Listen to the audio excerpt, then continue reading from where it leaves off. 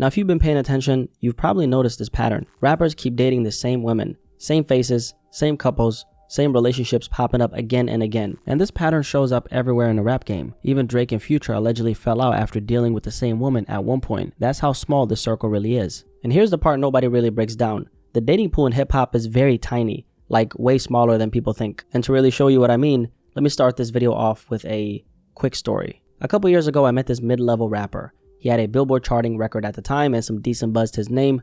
I met him backstage during one of his shows, and that was because a friend of mine had gotten invited and I just happened to be the plus one. So I'm backstage or whatever, there's a bunch of people there, right? The music is loud, etc. And then I noticed something really interesting. In the corner of the room, right, there's these 3 girls, 2 in red, 1 in black. And immediately, I actually recognized these women because I'd seen those exact same girls at another rapper show about like 6 months earlier. So I asked my friend, I'm like, hey bro, who are those 3 girls in the corner? And then he looks at me and says, bro, they're just a part of the circle. At that point, I didn't really need to ask anything else. And for anybody who's confused, he was basically telling me they're regulars. They move around the whole industry. And that's just one real life example of this entire conversation. Once you really start paying attention, you realize rappers aren't dating from the whole world. They're dating from the same circles over and over. I'm talking same faces, same rooms, same rotation, just behind different doors. Now let's talk about some of those very popular faces in hip hop. Because if you've been anywhere near hip hop culture or even hip hop adjacent, you might recognize at least one of the women on the screen right now. Let's start with the one to the left, and that is Selena Powell,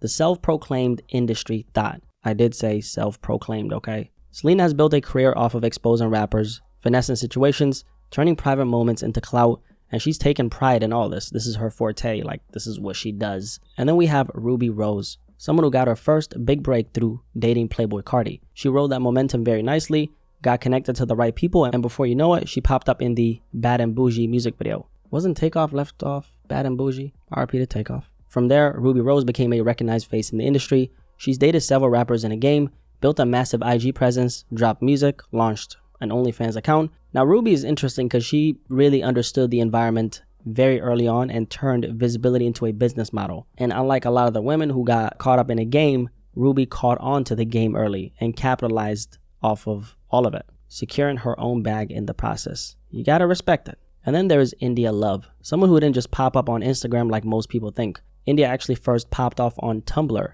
back during that whole, aesthetic edits, it girl era. She built a serious following there before Instagram even became the move. And then after that, she picked up even more attention through reality TV and early IG culture. So by the time Instagram blew up, she was already a known face and slid right into that OG IG baddie / model, whatever you want to call it, right, lane. So she's been in the mix for over a decade, and her first major mainstream moment came from her relationship with the game. At the time, she was 18 and he was 35. 35? I know. It's crazy. Like 35? I know. 35? Yeah. And from that point forward, she's basically been connected to the same circle ever since. Last but definitely not least, we got Brittany Renner. She's another woman who's been in the mix for years. And yeah, she's mostly known for finessing the athletes, but she's been around the rap world as well. She dated Lil Uzi Vert actually way back, and she was even married to Kevin Gates for like 2 business days. Now all of these women are basically the faces everybody recognize when people talk about the women who've been connected to the industry's biggest rappers for years. But here's the thing. This whole pattern, this rotation, this ecosystem, it didn't start with these women. Before the IG models, before the industry girl even became a term, it all started with one woman, a big throwback, a name from the blog era a lot of y'all will probably recognize, Cat Stacks. I'm Cat Stacks. I got a lot of stories to tell. The people I exposed in my blog aren't all the people I've been with. I've been to Lil Wayne's crib. I've been them. A nigga gave me $1,200 motherfucking dollars. For everyone tuned in during the blog era, you already know who this is. The first real rap groupie the internet ever saw. She was loud, unfiltered, unapologetic, and the definition of I'll say whatever the fuck I want to say. And her whole brand was basically exposing rappers. And the thing about Cat Stacks is she actually ended up revealing something nobody was even thinking about back then. And that was that rappers only deal with a select group of women. Now, Cat wasn't just around rappers. She was inside the parts of the industry people never see. And because she was proudly shameless, she talked about everything that she saw behind the scenes. It was all publicity, entertainment, because to them, I just see them as business, not friend type. My family's my friend, but they're just business. Now that clip right there, that was Kat in her purest form. No filter, no secrecy, no protect the brand. Like this woman she just didn't give a fuck, okay? And she moved exactly like that. In a lot of ways, Kat Staggs became the blueprint for what we now call the industry girl. And yeah, let's be honest, she was definitely clout chasing like crazy. That was her whole hustle. But here's the funny part. Even while she was doing it for attention, she was accidentally pulling back the curtain on something way bigger than her. She showed you the same thing over and over again. These rappers are basically all running through the same group of women. And once you put those pieces together, you finally understand why this keeps happening. It all comes down to one thing, and that word is access. Who gets in, who stays in, who even has the proximity to step into the room in the first place. One of the first questions that someone asked was why rappers recycle the same women. I wonder why. I'll tell you this. I think they recycle the same women because are all in the same circle. When people talk about access, here's what it really means. Rappers aren't choosing from the world. Their environment is choosing for them. They deal with whoever is actually available in their world, not the millions of people the internet imagines. And once you take a look at the rooms they're actually moving in, studios, backstage, private events, late night sessions, that huge dating pool everybody thinks exists shrinks very fast. The circle becomes tiny, not because they don't have other opportunities, but because those are the only people who even exist in their day-to-day reality. Because the truth is this, most artists spend their days locked in studios, catching last-minute flights, doing press runs, moving city to city, sleeping strange hours, surrounded by the same team, in the same environments on repeat. So even though they're technically meeting people every day, they're not making real connections with anybody. Their schedule doesn't allow it. Their security, depending on what level they're at,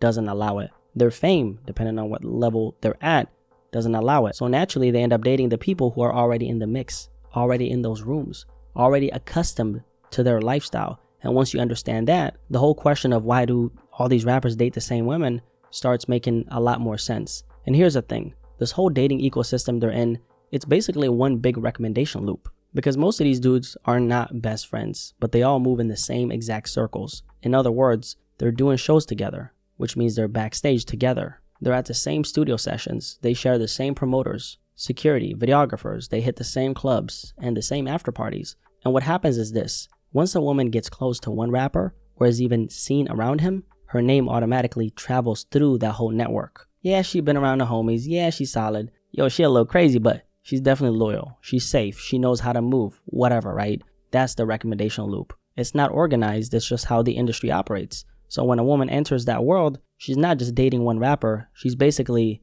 introduced to the whole gang by default. Because once you're in that circle, you're accessible to everybody inside that world.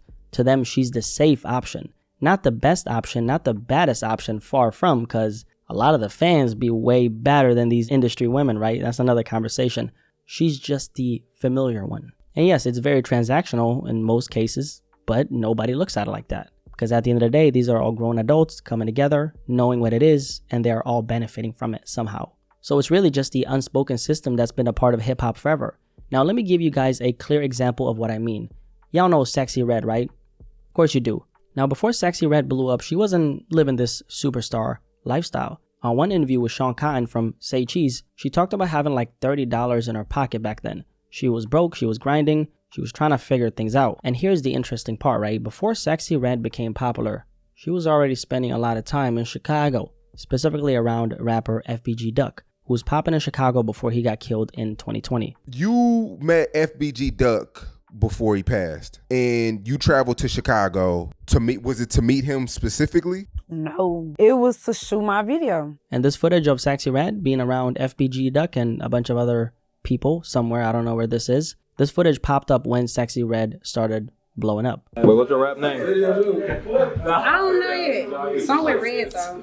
Now I'm not saying that anything happened between them. That's none of my business. Like generally, I don't even care, right? The point is this. She was already inside that environment. She was already around that circle. She already had proximity to the culture before she ever had a name in the game. Even after that, Sexy Red was allegedly connected to Chief Keef at one point, and I'm pretty sure they were dating. I'm pretty sure, but it's another conversation, right? Again, same circle, same ecosystem, same route to visibility. Sexy Red didn't pop out of nowhere. She was already moving through the exact rooms that eventually pulled her into the industry.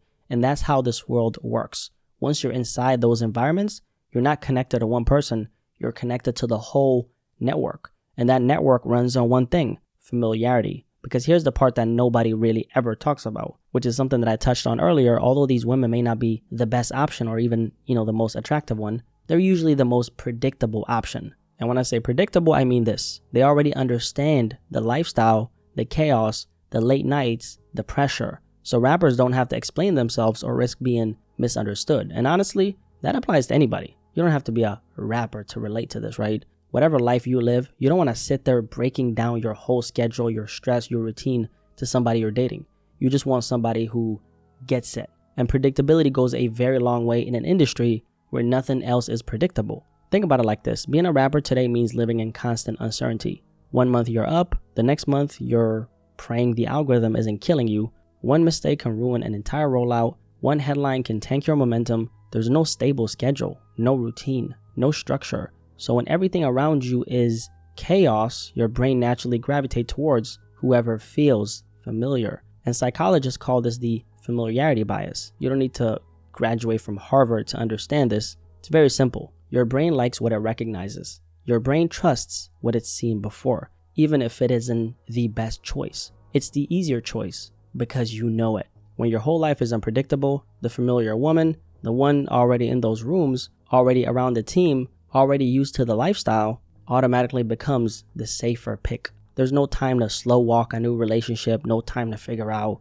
who's real and who's clout chasing. So the people already in that circle, the faces they've seen or watched move in that environment, either on social media or in real life, end up becoming the safer choice by default. I remember something Tupac said back in the 90s. He spoke about this exact topic in one of his records. The song is called All About You. And the hook goes, every city we go, every video, I see the same hoes. And at the end of the song, Snoop Dogg jokes about flipping through different music videos and seeing the same exact women in every single one. So they've been talking about this for decades. The only difference now is that the internet made it impossible to miss. Social media amplifies everything. Who's dating who popped out with who unfollowed who. And that pattern becomes a form of promotion in itself, because when two recognizable names link up, it's not just a relationship, it's a headline, it's a storyline. It's free marketing on both sides. The circle didn't get smaller, the visibility just got louder, and that's thanks to social media. At the end of the day, it all comes down to proximity. When the same 5 people are in the same rooms,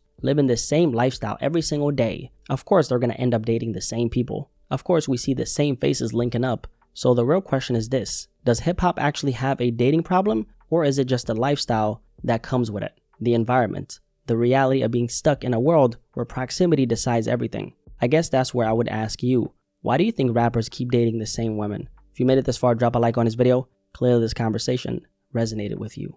Definitely let me know in the comment section below what you guys think about this entire conversation, and catch you guys in the next video, man. Peace, I'm out.